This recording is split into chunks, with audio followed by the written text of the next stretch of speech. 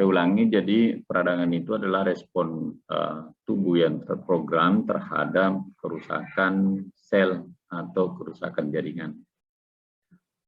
Kerusakan sel atau kerusakan jaringan itu bisa terjadi karena misalnya perlukaan atau karena kena panas yang terbakar atau kena kesetrum listrik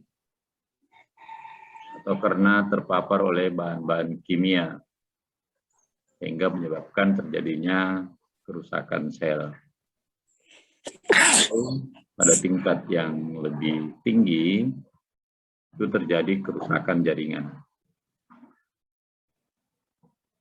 Kemudian kerusakan jaringan itu sifatnya bisa ada yang septik atau terkontaminasi oleh mikroorganisme, atau ada yang sifatnya steril. Jadi peradangan itu tidak selamanya dia berarti karena mikroorganisme. Nah, mungkin kalau dia bernanah atau luka terbuka, itu bisa radangnya menjadi terkontaminasi atau terinfeksi.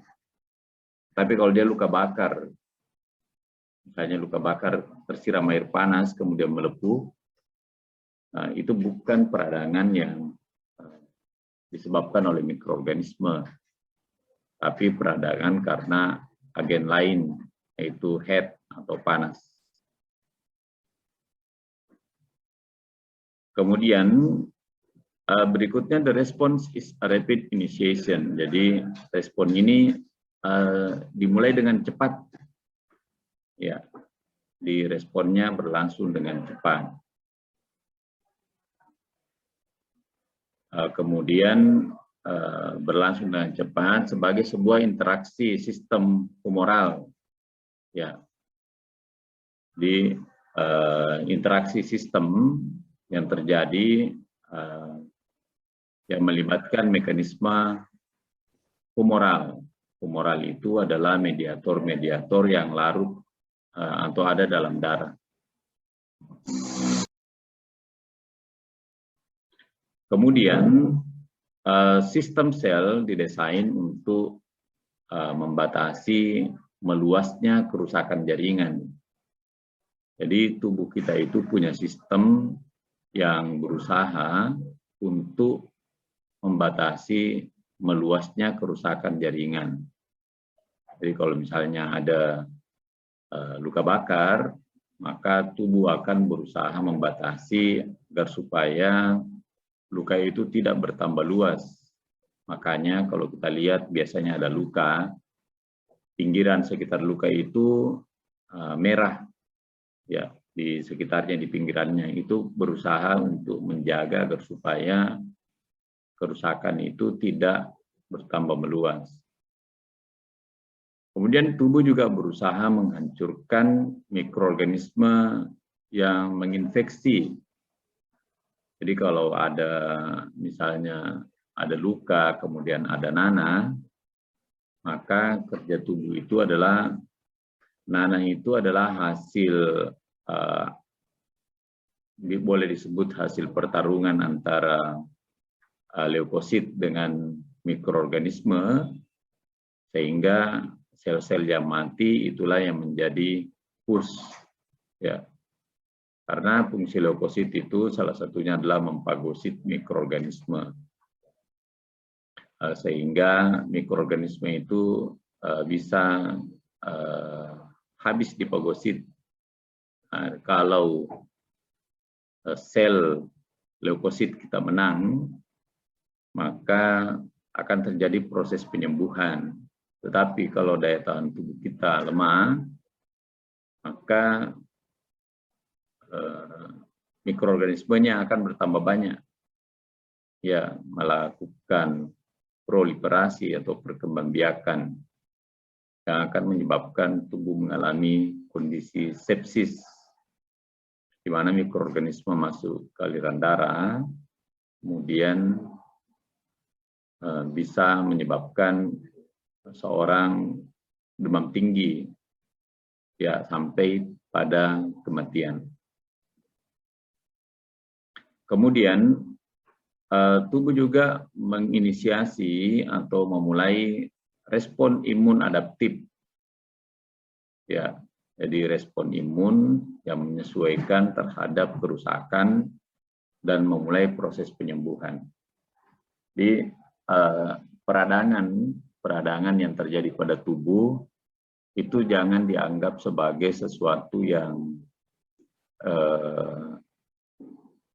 kerusakan, tetapi itu harus dianggap sebagai bahwa tubuh kita masih bagus karena masih bisa berespon terhadap kerusakan tubuh yang terjadi. Jadi kalau terjadi nanti Anda lihat di tubuhnya mengalami tanda-tanda peradangan, itu menunjukkan bahwa tubuh ini masih berfungsi sistem pertahanannya. Kita lanjut, respon inflamasi. Respon inflamasi terjadi ada beberapa. Sini ada 4 jenis respon inflamasi. Yang pertama, respon peradangan atau respon inflamasi terjadi pada jaringan dengan suplai darah. Artinya pada jaringan yang mengalami atau yang memiliki aliran darah. Jadi kalau kita lihat, tidak ada itu gigi yang meradang, karena di gigi tidak ada aliran darah. Yang ada aliran darah itu di gusi. Ya, jadi sebenarnya kalau orang mungkin sakit gigi, mungkin yang sakit itu bukan giginya tapi gusinya. Ya, kalau kita lihat kuku juga itu tidak ada yang meradang kukunya, yang tidak ada aliran darahnya. Yang meradang itu adalah pada nail plate-nya atau tempat di mana kuku itu melekat. Nah, itu yang sakit. Jadi yang mengalami peradangan itu adalah daerah yang memiliki aliran darah. Seperti rambut, tidak ada rambut yang meradang karena di rambut itu tidak ada pembuluh darah. Kemudian yang kedua, activate rapidly with second after damage occurs. Jadi terjadi aktivasinya berlangsung sangat cepat, bisa dalam beberapa detik setelah kerusakan terjadi. Misalnya kalau tubuh terbakar atau kesetrum listrik, tiba-tiba kita bisa langsung merasakan ada sakit, ada panas, ya. Dan mungkin bisa langsung mengalami bengkak. Kemudian yang ketiga, sangat tergantung kepada aktivitas baik komponen seluler dan komponen kimia. Jadi peradangan itu atau respon peradangan itu sangat bergantung kepada komponen sel dan komponen kimiawi yang ada pada tubuh. Dan yang keempat adalah peradangan bersifat tidak spesifik. Ini yang berarti bahwa dimanapun dia terjadi, maka biasanya respon radangnya itu kurang lebih sama. Misalnya luka bakarnya di tangan, di kaki, di leher, di badan, ya responnya kurang lebih sama. Kemudian mau dia kena digigit serangga atau kena air panas, kurang lebih juga sama. Misalnya dia mengalami kemerahan, nyeri, pembengkakan, kemudian gangguan fungsi pada organ yang mengalami peradangan.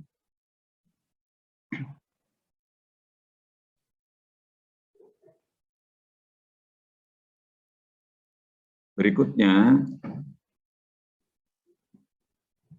inflammation will be activated by virtually any injury to vascularized tissue, including infection or tissue necrosis. Jadi, peradangan itu bisa terjadi karena misalnya infeksi atau karena kematian jaringan atau nekrosis.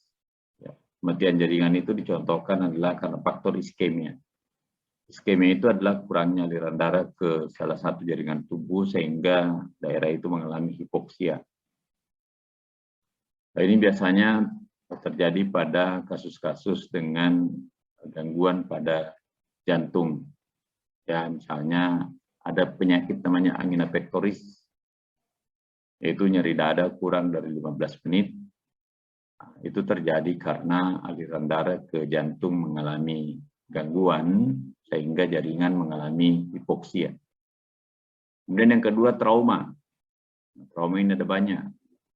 Ada trauma karena dipukul, ya namanya trauma tumpul. Ada trauma karena benda tajam, misalnya luka tikam. Kemudian berikutnya adalah injuri fisik atau bahan kimia. Injuri fisik seperti yang tadi ya, kerusakan pada fisik, misalnya kecelakaan, jatuh dari pohon, atau ditabrak mobil, atau injuri kimia. Injuri kimia itu misalnya kena asam kuat, ya, atau kena bahan kimia. Kemudian benda asing bisa karena tertusuk jarum, atau karena pergi ke kebun terus kakinya tertusuk kayu, nah itu adalah benda asing. Atau misalnya ada serangga yang masuk ke telinga, ya itu juga bisa karena benda asing. Dan berikutnya adalah reaksi imun. Banyak penyakit-penyakit yang kita kenal sebagai penyakit autoimun. Ya, jadi penyakit itu muncul karena sistem imun kita yang mengenali sel tubuh sebagai benda asing.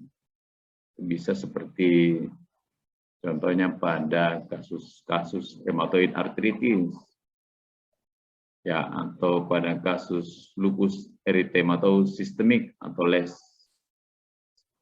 ya, atau pada kasus sindrom Stevens-Johnson. Nah, ini banyak ya penyakit-penyakit karena reaksi imun.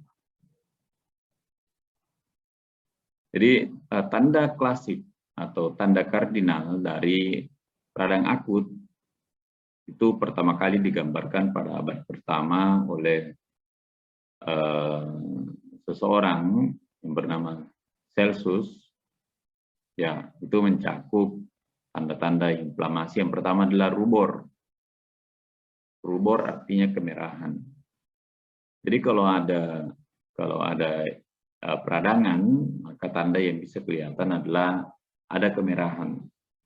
Ini bisa kita lihat kalau misalnya seorang digigit nyamuk, ya, digigit nyamuk muncul bintik-bintik kemerahan, ya, atau bentol yang berwarna kemerahan. Itu adalah salah satu contoh peradangan. Atau kena bisul, ya, mungkin ada yang pernah kena bisul di mana, di lengan atau di bokong, ya, atau di ketiak. Nah, ini tanda yang bisa kelihatan sebagai salah satu bentuk respon radang adalah kemerahan. Kemudian yang kedua adalah panas, kalor, heat. Ya. Jadi ada istilah rubor, ada kalor. Jadi kalau ditanya, sebutkan tanda-tanda radang. Kalau ada tertulis rubor, nah itu adalah tanda radang, berarti merah. Kalau ada tertulis kalor, berarti itu panas. Ya. Berikutnya adalah tumor atau bengkak. Di tanda radang berikutnya adalah tumor atau bengkak.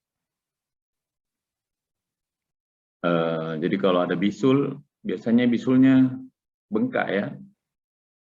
Kalau dipencet sakit. Ya, tapi kalau bengkaknya namanya tumor atau swelling. Swelling itu bahasa Inggrisnya ya. Berikutnya adalah dolor.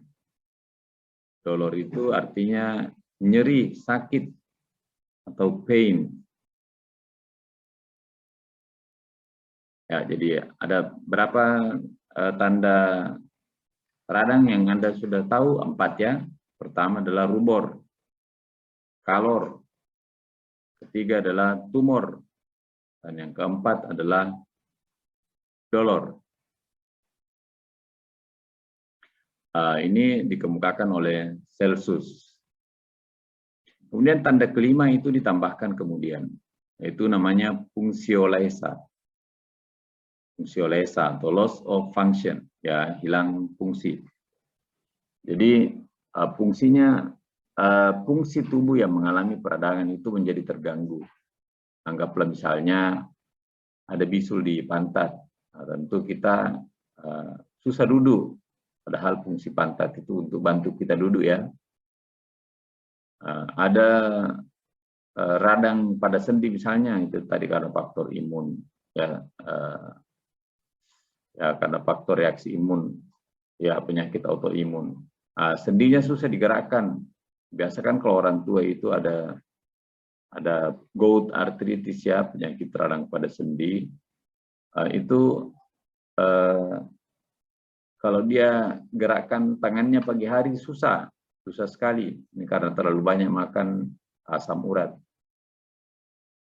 Bukan asam urat sebenarnya dia makan, ya, tapi dia makan itu daun-daunan yang warna hijau, sayur-sayur hijau. Ini yang banyak mengandung asam urat, atau terlalu banyak makan daging misalnya. Banyak makan daging. Apalagi kalau bulan habis Lebaran, ini masih terutama itu di Lebaran Idul Kurban, ya, masih kuat makan daging. Begitu pagi susah menggerakkan, ya, susah menggerakkan tangannya karena mulai terjadi peradangan sendi, ya, sehingga makanannya harus dibatasi.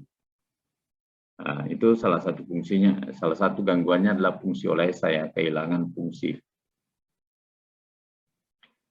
Kemudian kita lanjut, microscopic inflammatory change occur within seconds in the microcirculation. Jadi peradangan mikroskopik itu bisa terjadi dalam beberapa detik pada sirkulasi mikro, ya.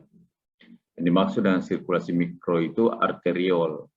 Jadi arteri, kalau Anda pernah belajar mengenai anatomi fisiologi, ada namanya arteri, ada arteriol. Ya, cabang-cabang kecil dari arteri namanya arteriol. Sudah itu ada kapiler.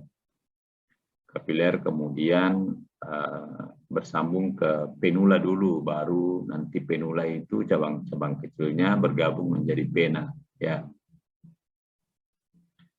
Ini jadi terjadi perubahan pada mikrosirkulasi pada daerah di sekitar injuri, ya, pada daerah di sekitar injuri. Kemudian terjadi proses-proses berikut, ya. Jadi yang pertama proses yang terjadi adalah vasodilatasi. Jadi misalnya ada seorang yang main bola, ya, main bola terus pada saat sementara main bola kakinya terkilir pada saat lari, ya. Maka akan terjadi perubahan mikrosirkulasi pada aliran darah di sekitar jejas, ya, jejas atau daerah yang mengalami injuri. Yang pertama terjadi adalah vasodilatasi.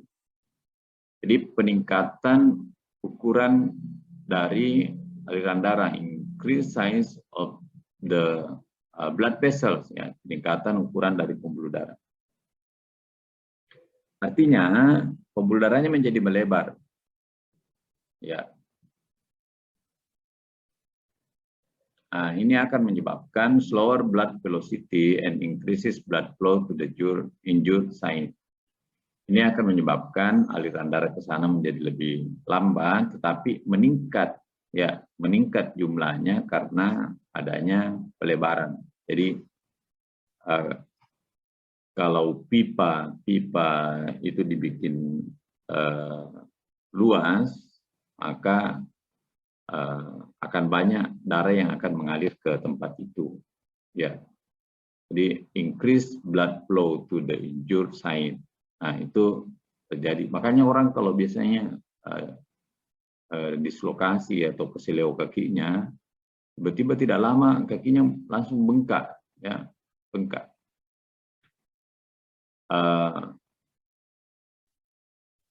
itu karena respon vasodilatasi. Jadi kalau ditanya nanti, apa penyebab terjadinya tumor atau swelling pada tanda radang, itu penyebabnya karena terjadi vasodilatasi segera setelah terjadinya injury atau terjadinya kerusakan baik pada sel maupun pada jaringan.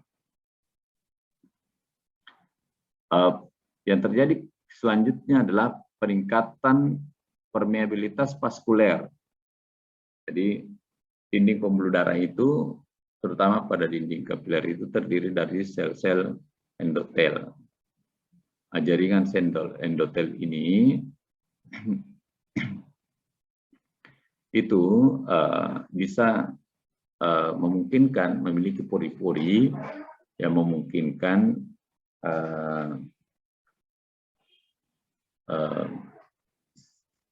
sel-sel seperti leukosit, kemudian mediator kimia itu bisa berpindah dari intravaskuler ke interstisial. Perpindahan itu bisa dipicu karena terjadinya peningkatan permeabilitas dinding pembuluh darah. Jadi blood vessels becomes porous from contraction of endothelial cell. Di pembuluh darah ini kemudian dia akan menjadi lebih melebar karena sel-sel endotel ini membuka permeabilitas atau pori-pori pada daerah sekitarnya, sehingga apa yang terjadi, leakage of fluid out of the vessel, terjadi kebocoran cairan keluar dari pembuluh darah atau disebut sebagai eksudasi. Jadi cairan yang ada tadinya dalam pembuluh darah itu akan keluar dari pembuluh darah melalui dinding pembuluh darah yang tadi mengalami peningkatan permeabilitas vaskuler, ya, sehingga cairannya keluar. Ini menyebabkan terjadinya pembengkakan atau edema pada daerah yang mengalami injury. Ya, selanjutnya. Jadi dengan keluarnya cairan itu akan menyebabkan edema atau pembengkakan pada daerah yang mengalami injury atau mengalami perlukaan tadi, atau mengalami cedera. Ketika plasma berpindah keluar, jadi salah satu protein ya yang ada pada darah itu adalah plasma. Plasma ini yang tersusun atas albumin. Karena terjadinya peningkatan permeabilitas vaskuler, maka plasma ini atau albumin ini bisa keluar, ya, keluar dari pembuluh darah. Kemudian darah di dalam mikrosirkulasi ini menjadi lebih kental, ya, kemudian alirannya menjadi lebih lambat.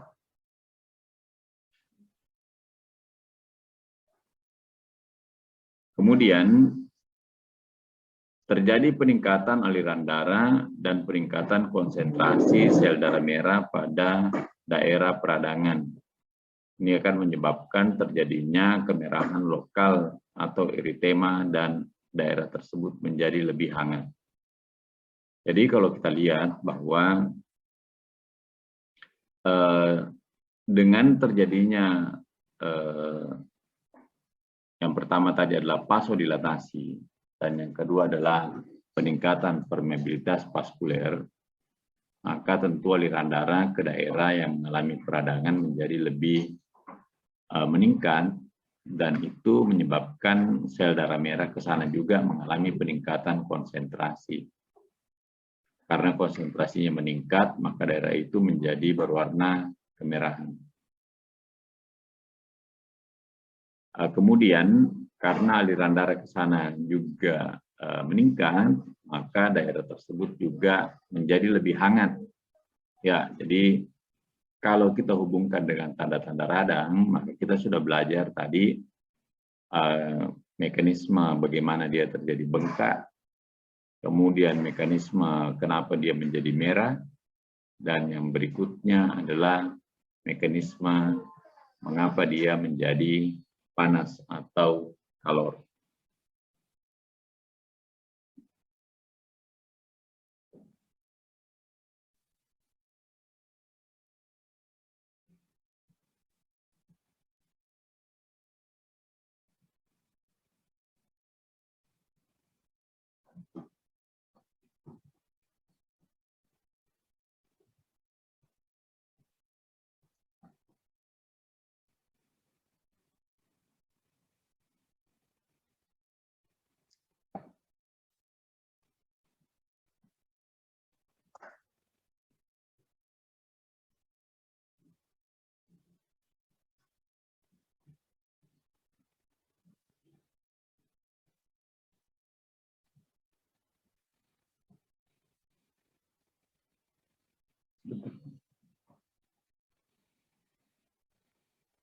Selanjutnya kita pindah ke yang terjadi yang ketiga, yaitu white blood cell adherence to the inner wall of vessels. Jadi sel darah putih ini akan menempel pada dinding bagian dalam dari pembuluh darah. Ya. Kemudian their migration through enlarged junction between the endothelial cell lining the vessels into the surrounding tissue. Kemudian dia akan mengalami migrasi melalui sel endotel, lapisan sel endotel, pembuluh darah ke jaringan sekitar yang mengalami peradangan. Jadi setelah itu maka sel darah putih akan mulai berpindah dari dalam pembuluh darah ke jaringan yang ada di sekitar daerah injuri. Jadi ada tiga tahapan tadi yang terjadi. Yang pertama adalah vasodilatasi, yang kedua adalah peningkatan permeabilitas vaskuler, dan yang ketiga adalah migrasi dari sel darah putih. Sampai di sini ada yang ingin ditanyakan?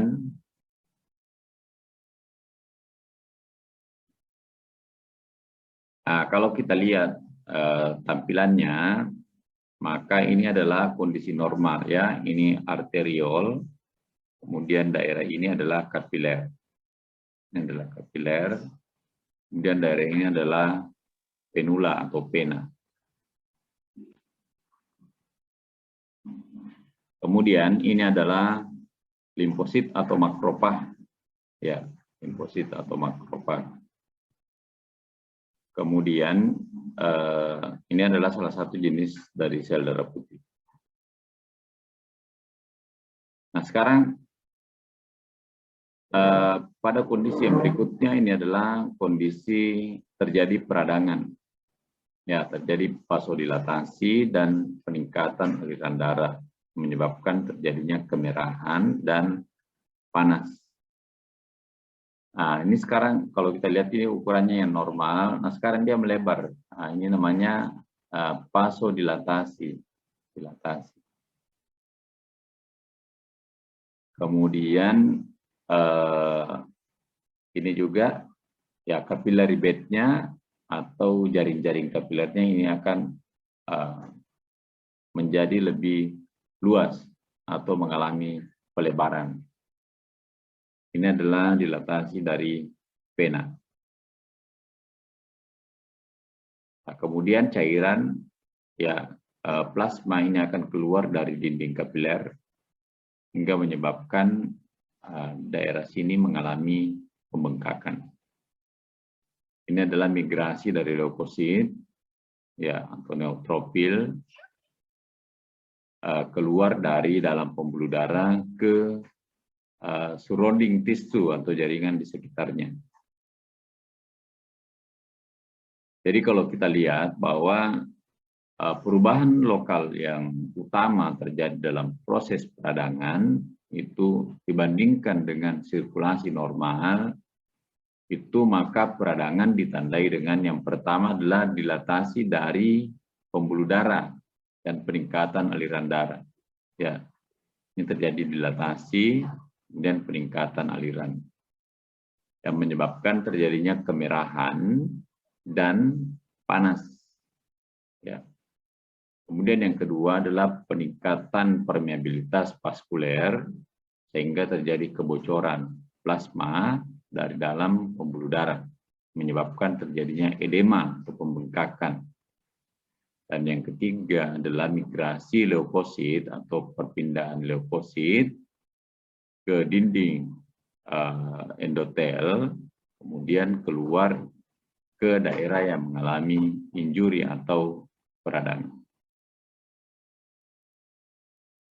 Sampai di sini ada yang ingin ditanyakan?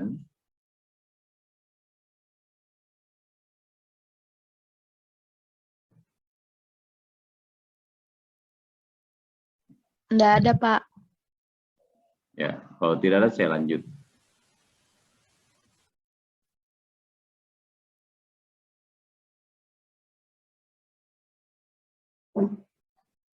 Setiap perubahan, ya, setiap perubahan yang berhubungan dengan peradangan itu akan berakibat pada aktivasi maupun interaksi dari komponen kimia dan seluler dalam darah dan jaringan.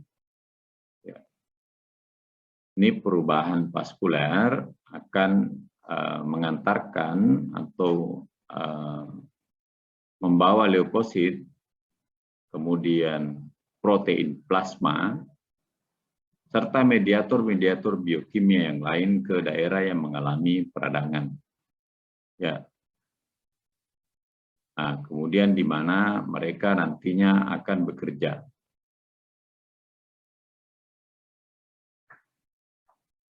Kemudian beberapa mediator-mediator kimia ini mengaktifasi serabut saraf nyeri. Nah, ini menyebabkan nanti timbulnya nyeri. Jadi,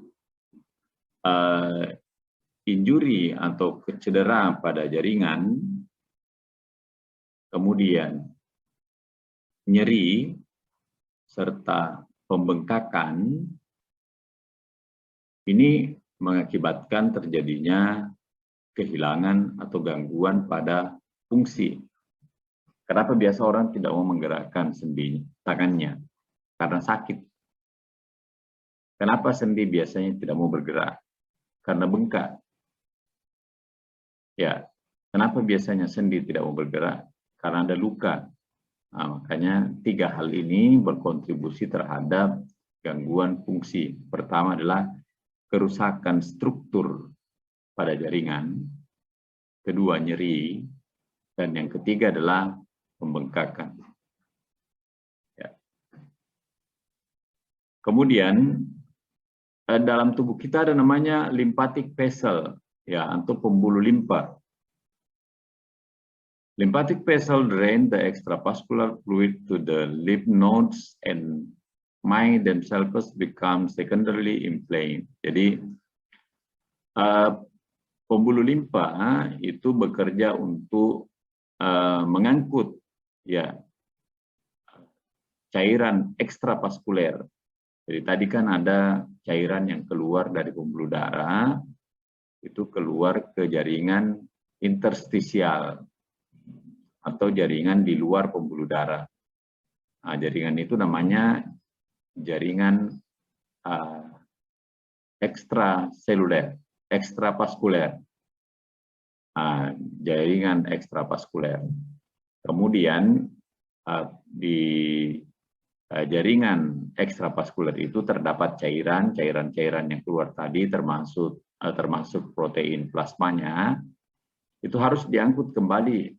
Ya, untuk mengangkutnya kembali, maka itu kerjanya adalah pembuluh limpa. Kemudian cairan ekstravaskuler yang diangkut oleh pembuluh limpa ini akan masuk ke nodus limpa. Jadi makanya kalau ada peradangan biasanya pada tangan, biasa di daerah ketiak itu ada benjol kayak kelereng membesar. Atau kita sakit gigi, maka di bawah gigi, di bawah rahang itu biasa ada benjolan, ya, atau kita flu misalnya, maka daerah di situ ada benjolan seperti kelereng teraba. Itu adalah nodus limpa atau lymph node. Fungsinya itu adalah menampung cairan ekstravaskuler yang kembali dari yang diangkut oleh pembuluh limpa, kemudian nanti akan terus ke limpa, ya, nanti akan masuk ke pembuluh darah di vena porta. Nah, ini juga bisa menyebabkan terjadinya peradangan pada pembuluh limpa. Jadi kalau limpanya meradang, itu bisa menyebabkan limfadenitis. Biasanya ada istilah limfadenitis, itu peradangan pada nodus-nodus limpa.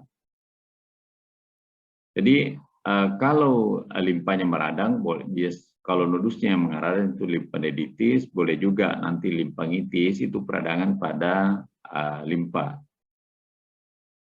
Jadi limfangitis of the lymph vessel and lymphadenitis of the nodes. Jadi kalau salurannya yang meradang namanya limfangitis, kalau nodusnya yang meradang namanya limfadenitis. Bisa menjadi hiperplastik, membesar, dan kadang menimbulkan nyeri. Jadi kalau kita lihat bahwa selain peradangan pada area setempat, itu peradangan juga bisa berlanjut pada peradangan kelenjar limpa. Jadi kalau ada luka, biasanya pada daerah-daerah tertentu, maka limpa atau nodus limpa di sekitarnya juga akan mengalami peradangan. Dan ini kadang menimbulkan nyeri.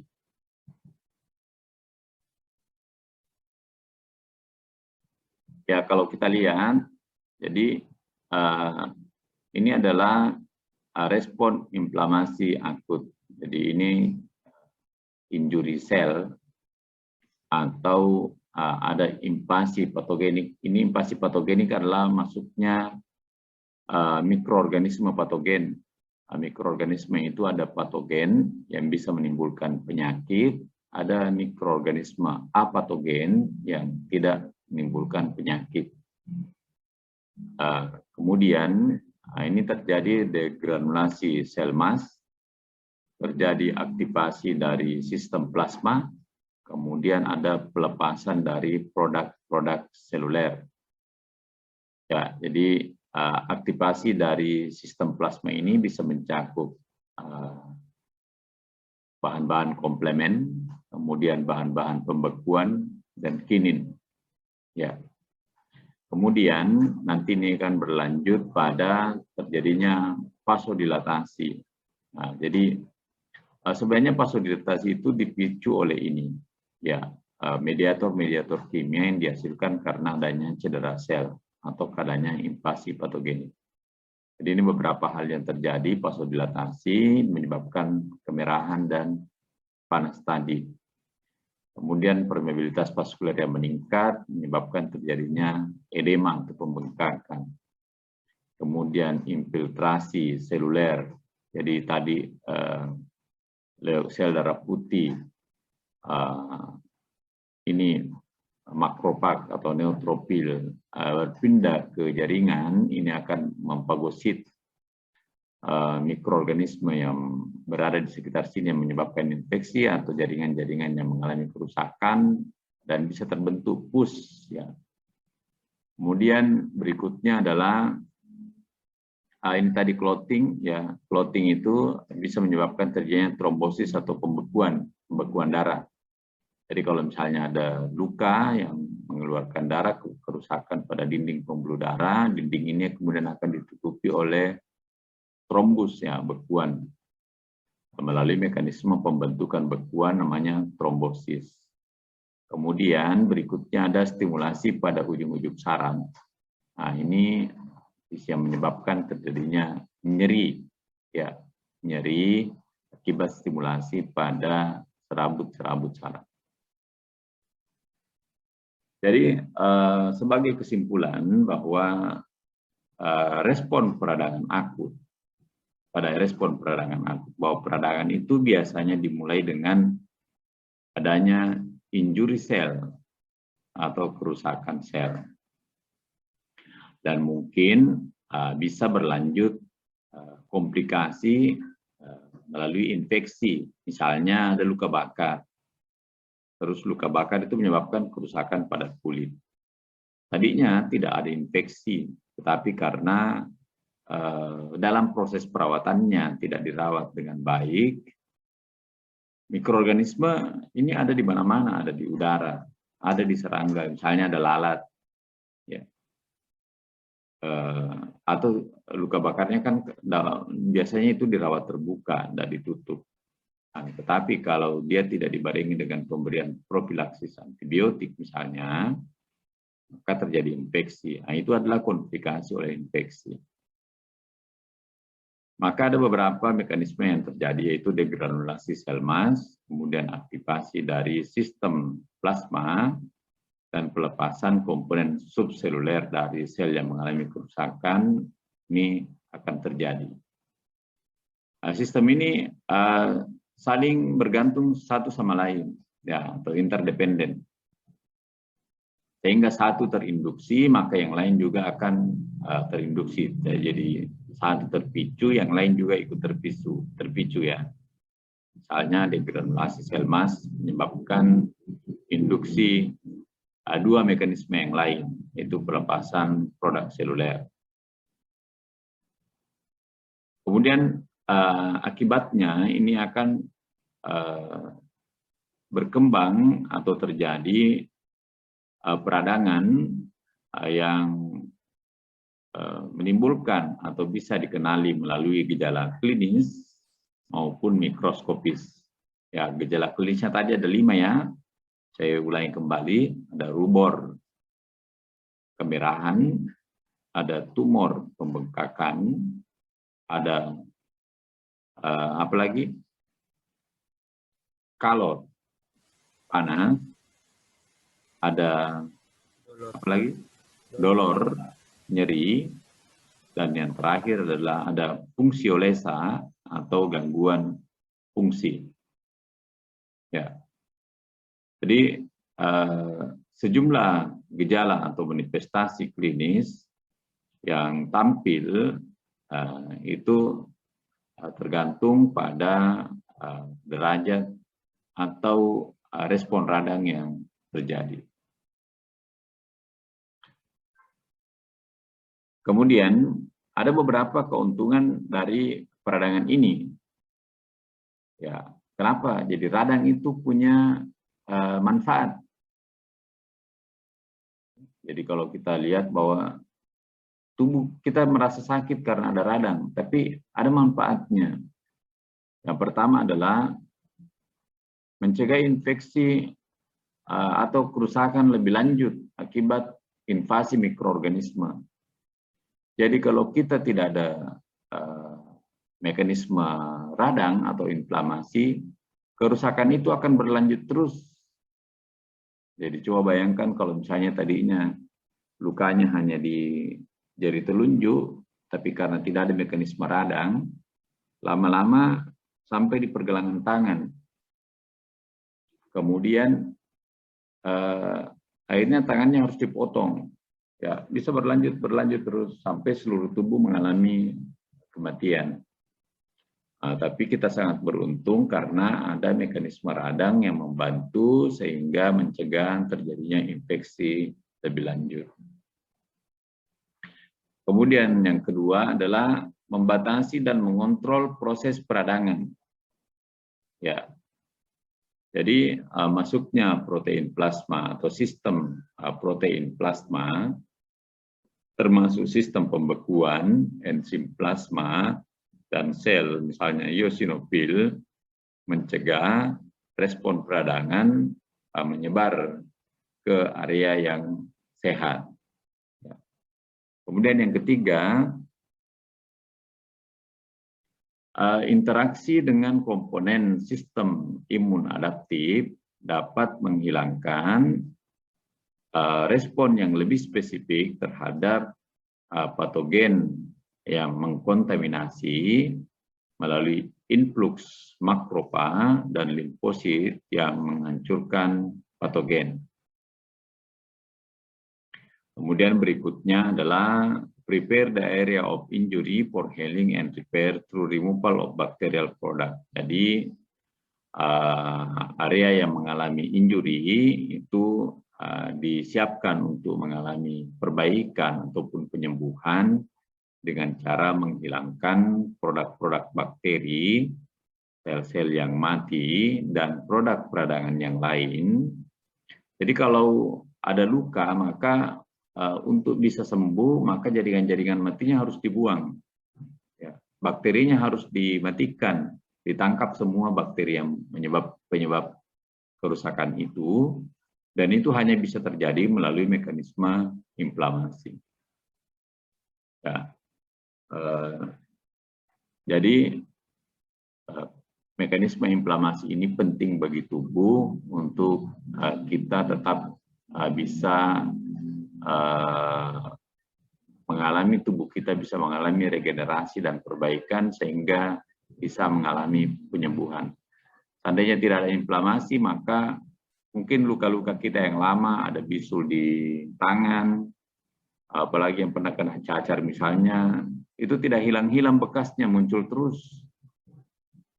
Sehingga akan kelihatan semua, oh ini pernah, ini ada bisulnya di sini, ada ini, bekas-bekasnya itu tidak hilang.